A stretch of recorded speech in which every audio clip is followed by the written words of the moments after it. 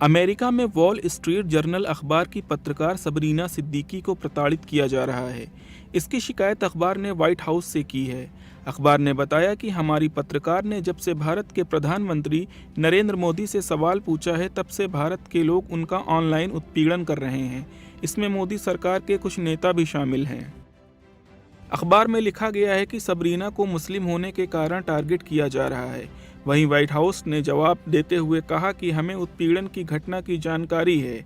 ऐसी घटना अस्वीकार्य है। हम पत्रकार के उत्पीड़न की घटना की निंदा करते हैं।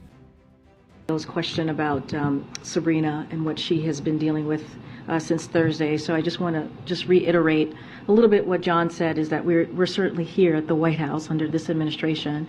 We're committed to the freedom of the press, which is why we had the press conference last week. So just want to remind folks, that's why we had the press conference last week. And just to also just repeat what you just all heard from my colleague, we are certainly condemn any efforts of intimidation or harassment of a journalist or any journalist that is just trying to do their job. दरअसल PM Modi के America दौरे के दौरान पत्रकार Sabrina Siddiqui ने उनसे एक सवाल पूछा था कि भारत खुद को दुनिया का सबसे बड़ा लोकतंत्र मानता है, लेकिन कई ऐसे मानवाधिकार संगठन कहते हैं कि आपकी सरकार ने धार्मिक अल्पसंख्यकों के खिलाफ भेदभाव किया है। आपकी सरकार मुसलमानों और अन्य अल्पसंख्यकों के अधिकारों में सुधार लाने और स्वतंत्र अभिव्यक्ति को बनाए रखने के लिए क्या कदम उठा रही है। इसके जवाब में पीएम मोदी ने कहा था कि भेदभाव के लिए कोई जगह नहीं है।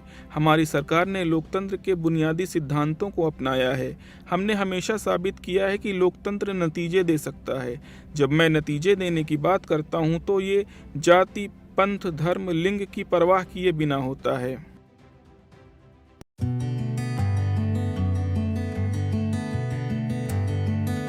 दिल से बुरा लगता है। ये पढ़ते और सुनते ही आपके चेहरे पर एक हंसी आ जा रही होगी और जहन में आ जाती होगी एक शक्ल। सोशल मीडिया पर अपनी इसी एक पंचलाइन के जरिए मशहूर हुए देवराज पटेल के बारे में आई खबर जब आप सुनेंगे तो वाकई आपका दिल को बहुत बुरा लगेगा। दरअसल छोटी उम्र में सबको हंसने और हंसाने वाले देवराज पटेल नहीं रहे हैं। बताया जा रहा है कि सड़क हादसे में उनकी मौत हो गई है। सीएम भूपेश बघेल ने उनके निधन की पुष्टि करते हुए उन्हें श्रद्धांजलि दी है और ट्वीट में दुख जताया है। देवराज पटेल छत्तीसगढ़ से ताल्लुक रखते थे और सोशल मीडिया पर अपने मिमिक कंटेंट के जरिए वो काफी फेमस थे। छत्तीसगढ़ के जाने माने कॉमेडियन यूट्यूबर देवराज पटेल का लंबाड़ी के पास सड़क हादसे में निधन हो गया। मिली जानकारी के मुताबिक अनियंत्रित तेज रफ्तार ट्रक ने पीछे से बाइक को टक्कर मारी और इस हादसे में यूट्यूबर देवराज की घटनास्थल पर ही मौत हो गई। ये घटना रायपुर के तेलीबांदा थाना क्षेत्र की है। सामने आई जानकारी के अनुसार रायपुर के लाभाड़ी के पास देवराज पटेल और उनका दोस्त सड़क हादसे का शिकार हो गए हैं। बताया जा रहा है कि देवराज पटेल अपने दोस्त के साथ कहीं जा रहे थे, तभी रायपुर के लाभाड़ी के पास उनकी बाइक के पीछे से एक तेज रफ्तार ट्रक ने टक्कर मार दी। पुलिस के अनुसार बाइक देवराज के दोस्त चला रहे थे। इस हादसे में पीछे बैठे देवराज की मौत हो गई, वहीं उनके दोस्त को गंभीर चोटें आई हैं। आपको बता दें कि YouTube पर देवराज पटेल के 4 लाख से ज़्यादा सब्सक्राइबर्स हैं। वीडियोस में मिलियन व्यूज मिलते थे और वो अलग अलग टॉपिक्स पर मजाकिया वीडियोस बनाते रहते थे। साल 2021 में दिल्ली के फेमस कॉमेडियन भुवन बाम के साथ उन्होंने उनकी फिल्म ढिंढोरा में भी काम किया था। इसी के साथ छत्तीसगढ़ सरकार के डॉक्यूमेंट्री फिल्मों में भी लगातार देवराज काम कर रहे थे। इस लिहाज से मुख्यमंत्री भूपेश बघेल के साथ भी देवराज पटेल के करीबी थे। मुख्यमंत्री के साथ भी देवराज ने पिछले साल एक वीडियो बनाया था जो सोशल मीडिया पर खूब वायरल हुआ था।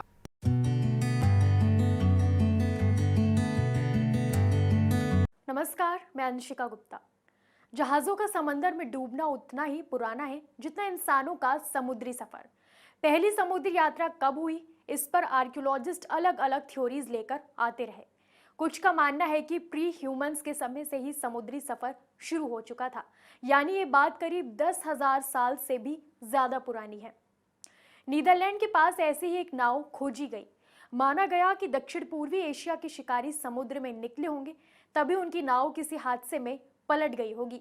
इसके बाद से लेकर अब तक फिलहाल पता नहीं कितने ही जहाजों के मलबों का पता लगाया जा चुका है। अब तक कितने जहाज डूब चुके हैं, कई सारे डेटाबेस हैं जो अलग अलग आंकड़े देते हैं।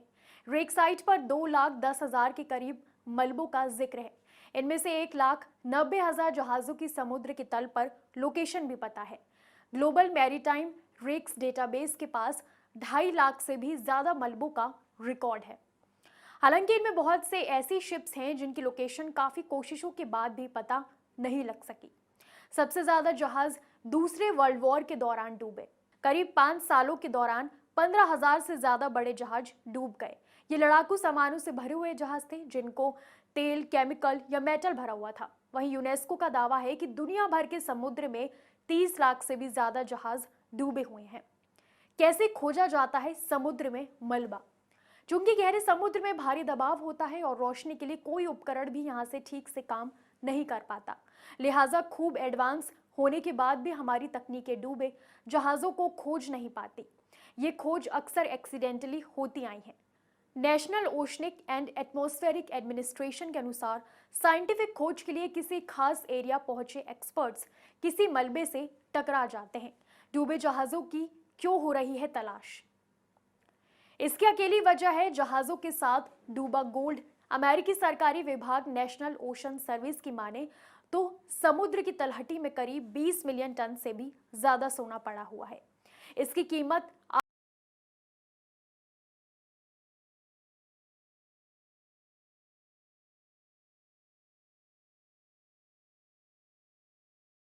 शुरू हो जाती है, लेकिन अब तक कोई बड़ी कामयाबी नहीं मिल सकी।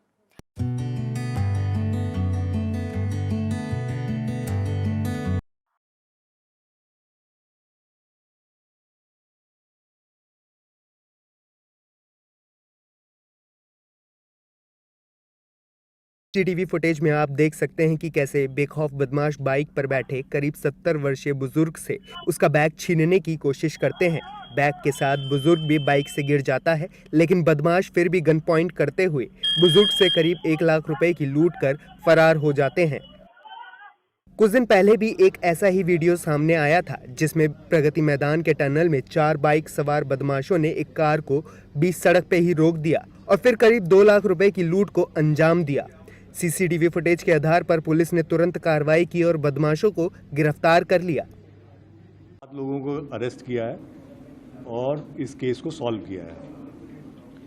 इस केस में ख़ास बात यह है कि सब तरह की जो इन्वेस्टिगेशन होती है, CDR analysis, IPDR analysis, CCTV footage, human intelligence और साथ में सभी टीम्स का अलग अलग जगह पे दबिश, चाहे वो हरियाणा है, चाहे दिल्ली है, western UP, even eastern UP तक, सभी टीम्स ने बहुत ही साथ काम करते हुए इस केस को सॉल्व भी किया है और रिकवरी भी की है और एविडेंस भी इकट्ठा किया। वहीं दिल्ली की सुरक्षा को लेकर सियासत भी गर्मा गई है। मुख्यमंत्री अरविंद केजरीवाल ने केंद्र सरकार पर सवाल उठाते हुए कहा कि केंद्र सरकार के पास दिल्ली के लॉ एंड ऑर्डर को सुधारने को लेकर कोई सॉलिड प्लान नहीं है।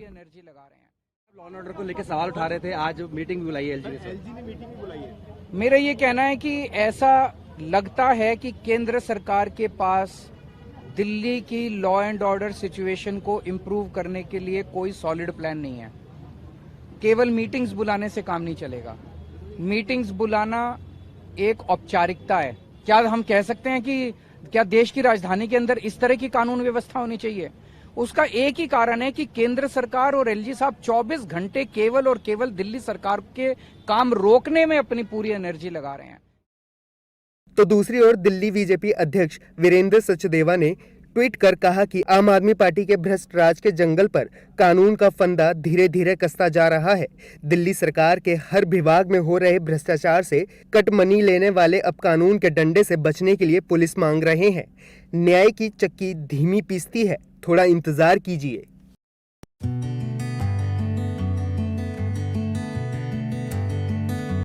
यूपी के फतेहपुर में 5 दिन पहले युवती को अगवा कर रेप और हत्या के आरोपी के घर पर प्रशासन ने बुलडोजर चलाया है। 27 जून को भारी सिक्योरिटी और पुलिस के बीच आरोपी के घर पर बुलडोजर चलाया गया और उसके 3 मंजिला मकान को जमींदोज कर दिया गया। फतेहपुर के बिंदकी क्षेत्र में 5 दिन पहले एक युवती शादी समारोह में शामिल होने आई थी। इस दौरान वो गेस्ट हाउस से अचानक गायब हो गई। आरोपी युवक ने युवती को शादी समारोह से अगवा कर जंगल में ले गया, जहां उसने इस घिनौनी वारदात को अंजाम दिया। इसके बाद आरोपी ने पीड़िता की हत्या करने की कोशिश की। पीड़िता को इलाज के लिए कानपुर के हैलेट अस्पताल में भर्ती कराया गया था। 4 दिनों तक जिंदगी और मौत के बीच झूलते हुए वो जिंदगी की जंग हार गई और उसकी मौत हो गई। पुलिस ने इस मामले में सिकंदर नाम के एक आरोपी को गिरफ्तार किया है। जांच में दावा किया गया है कि सिकंदर हिंदू बनकर युवती से बात करता था। 22 जून की रात्रि में एक लड़की शादी समारोह में शामिल होने बिंदकी गई थी। वहाँ पे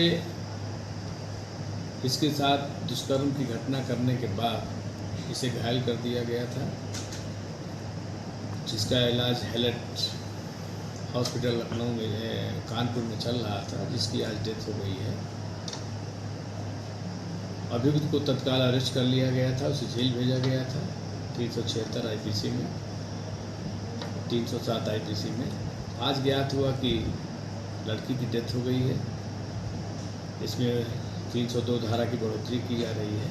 उधर दूसरी तरफ कानपुर के भिटूर में मदरसे के एक मौलाना पर मदरसे की ही एक छात्रा से दुष्कर्म का आरोप लगा है, जिसके बाद छात्रा के परिजनों ने भिटूर में मामले की शिकायत दर्ज कराई है। भिटूर के नारामऊ क्षेत्र से संबंधित एक मामला सामने आया है, जिसमें यह थाने पर सूचना प्राप्त हुई कि स्थानीय मदरसे के मौलवी, जिनका नाम मोहम्मद कारी उर्फ मोहम्मद अहमद है, के द्वारा इसी मदरसे में पढ़ने वाली एक पूर्व छात्रा, जो इनकी पड़ोस में ही रहती थी, का शारीरिक रूप से शोषण किया गया है।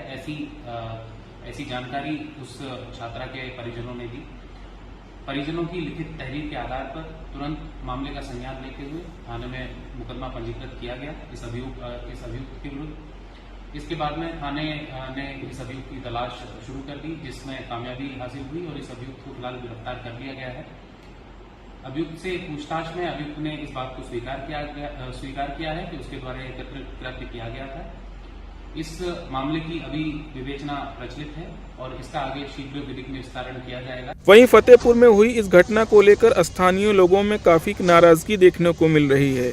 आरोपी के खिलाफ रेप और हत्या की धाराओं में केस दर्ज कर लिया गया है। पुलिस इस मामले की जांच कर रही है। Subscribe now and press the bell icon. Never miss an update.